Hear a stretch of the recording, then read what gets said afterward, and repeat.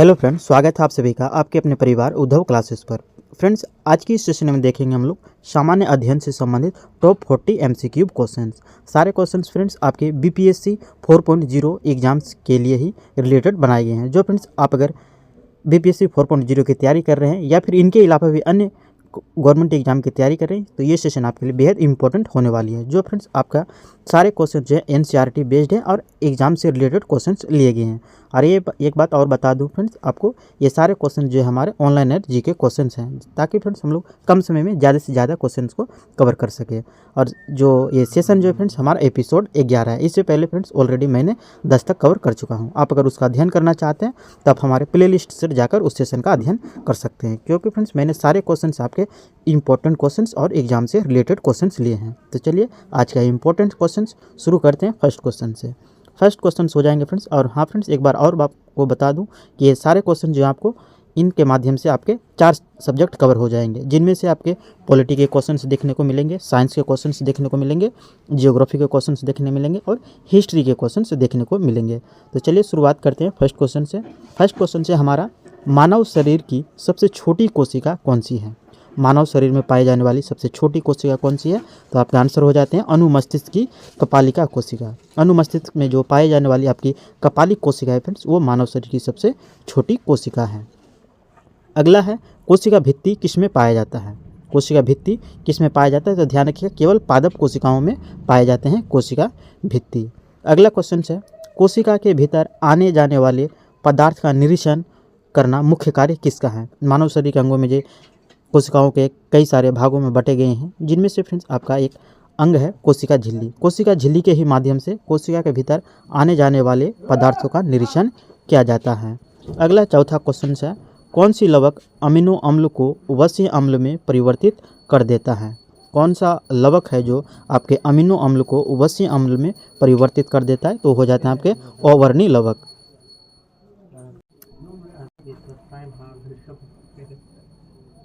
अगला क्वेश्चन है हमारा, किस कोशिका में हाइड्रोलाइटिक एंजाइम पाए जाते हैं? मानव शरीर के कुछ कोशिकांग में हाइड्रोलाइटिक एंजाइम पाए जाते हैं, तो वो पाए जाते हैं आपके लाइसोसोम में। लाइसोसोम में जो फ्रेंड्स आपके हाइड्रोलाइटिक एंजाइम पाए जाते हैं।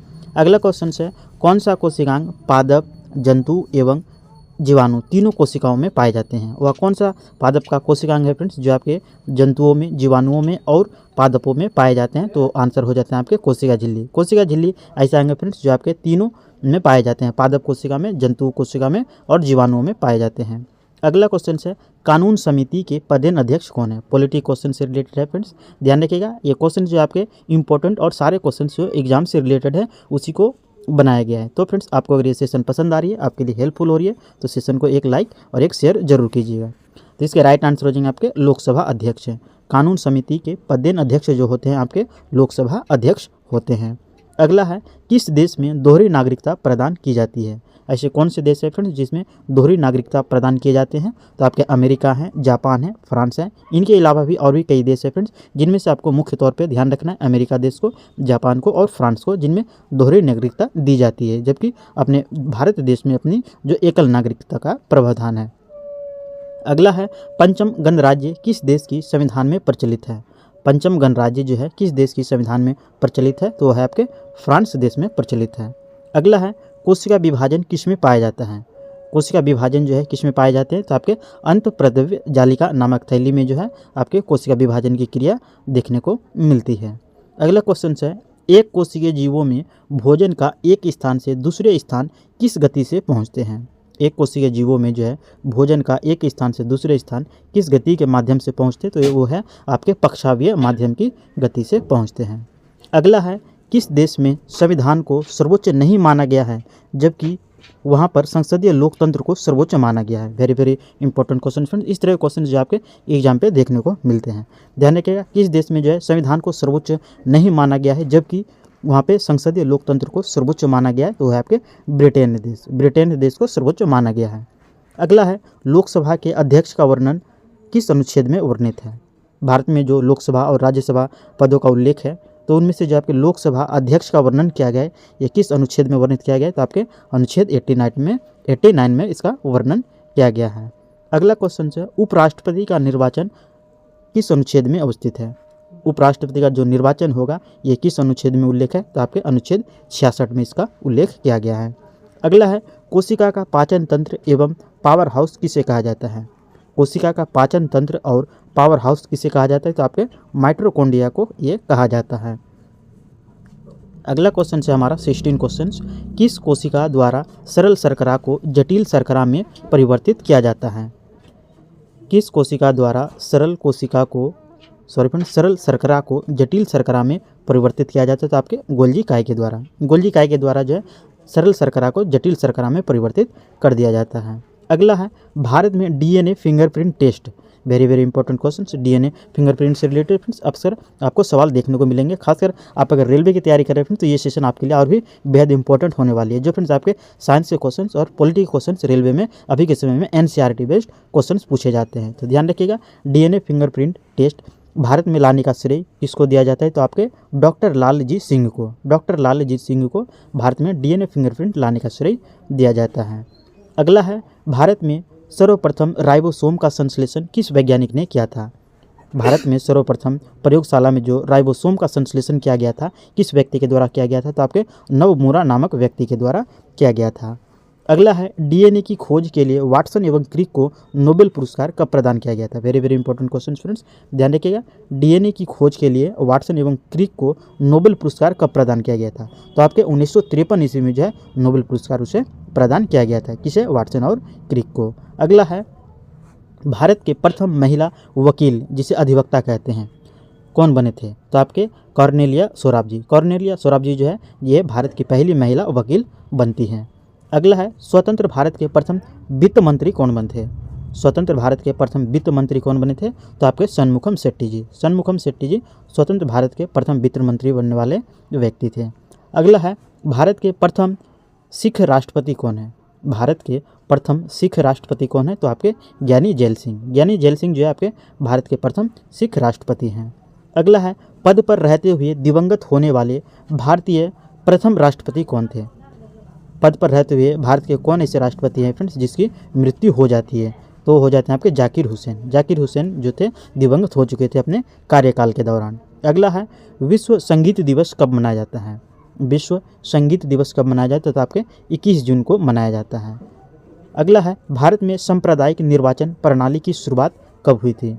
भारत में सांप्रदायिक निर्वाचन प्रणाली की शुरुआत कब की गई थी, 1909 ईस्वी में इसकी शुरुआत की गई थी। अगर फ्रेंड्स हमारी ये सेशन पसंद आ रही है, आपके लिए हेल्पफुल हो रही है, तो फ्रेंड्स सेशन को एक लाइक और एक शेयर अवश्य कीजिएगा। और फ्रेंड्स आप अगर हमारे उद्धव क्लासेस पर नए हैं तो उद्धव क्लासेस को सब्सक्राइब कीजिएगा और बेल आइकन को भी प्रेस कर दीजिएगा ताकि आपको हमारे आने वाले इंपॉर्टेंट वीडियो का नोटिफिकेशन आप तक पहुँचते पाएँ।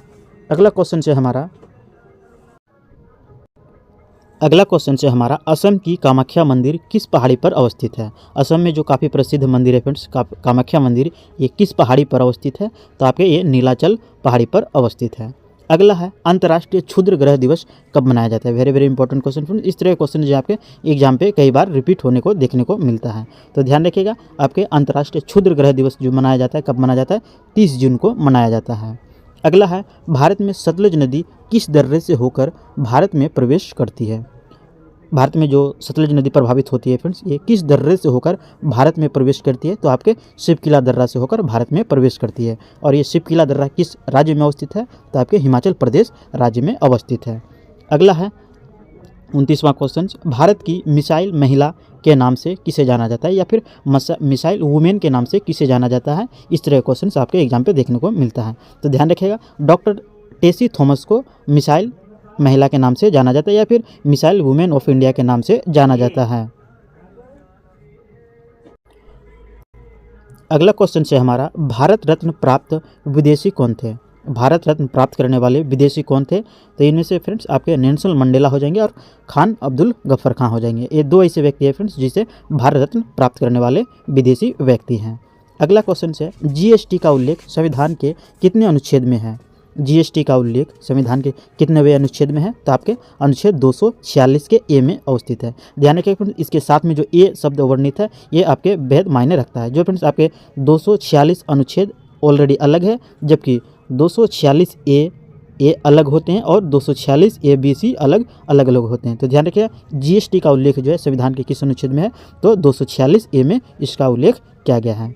अगला है ओएनजीसी की पहली महिला अध्यक्ष कौन बनी थी। ओएनजीसी की पहली महिला अध्यक्ष कौन बनी थी, तो आपकी अलका मित्तल जी बनी थी। अगला है वर्नाकुलर प्रेस के तहत बंद होने वाला समाचार पत्र कौन था। पहला समाचार पत्र कौन था।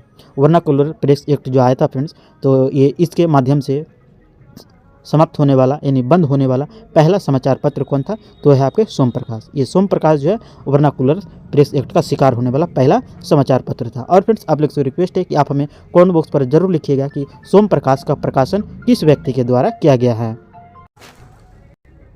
अगला क्वेश्चन है हमारा, मानगढ़ पहाड़ी किस राज्य में अवस्थित है। मानगढ़ पहाड़ी किस राज्य में है, तो आपके राजस्थान राज्य में अवस्थित है। अगला क्वेश्चन है हमारा, भारत का सबसे बड़ा आदिवासी समुदाय कौन सा है। भारत का सबसे बड़ा आदिवासी समुदाय कौन सा है, वो है आपके भील समुदाय। भील समुदाय जो है भारत का सबसे बड़ा आदिवासी समुदाय है।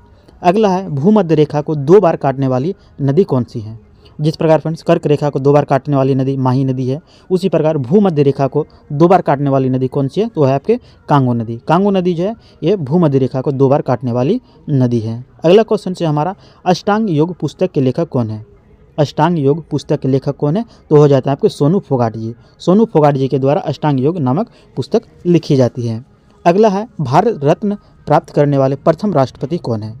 भारत रत्न प्राप्त करने वाले प्रथम राष्ट्रपति कौन है, तो आंसर हो जाता है आपके सर्वपल्ली राधाकृष्णन जी। डॉक्टर सर्वपल्ली राधाकृष्णन जी ऐसे व्यक्ति हैं जो भारत रत्न प्राप्त करने वाले पहले राष्ट्रपति हैं और 1954 ईस्वी में से भारत रत्न दिया गया था। और हालांकि फ्रेंड्स इनके साथ में और अन्य 2 व्यक्तियों को दिया गया था, जिनमें से आपके CV रमन जी हैं और C राजगोपालाचारी जी हैं, जिन्हें एक साथ तीनों को 1954 ईस्वी में भारत रत्न दिया गया था, जिनमें से आपके सर्वपल्ली राधाकृष्णन जी राष्ट्रपति रह चुके हैं।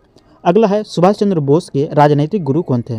सुभाष चंद्र बोस के राजनैतिक गुरु कौन थे, तो आपके चित्तरंजन दास जी सुभाष चंद्र बोस के राजनैतिक गुरु रह चुके हैं। अगला है, भारत का महासागरीय राष्ट्रीय उद्यान कहाँ अवस्थित है। भारत का महासागरीय राष्ट्रीय उद्यान कहाँ अवस्थित है, तो आपके कच्छ में अवस्थित है। तो फ्रेंड्स हमारा ये 40 क्वेश्चन का सेशन यहीं से समाप्त हुआ। आपको अगर ये सेशन पसंद आई है फ्रेंड्स, आपके लिए हेल्पफुल हो रही है, तो फ्रेंड्स सेशन को एक लाइक और एक शेयर अवश्य कीजिएगा। और फ्रेंड्स आप अगर हमारे उद्धव क्लासेस पर नए हैं तो उद्धव क्लासेस को सब्सक्राइब कीजिएगा, बेल आइकन को भी प्रेस कर दीजिएगा, ताकि आपको हमारे आने वाले इंपॉर्टेंट वीडियो का नोटिफिकेशन आप तक पहुँचते रहे। अब फिर मिलते हैं इसी तरह के इंपॉर्टेंट वीडियो के साथ नेक्स्ट वीडियो में। Thanks for watching.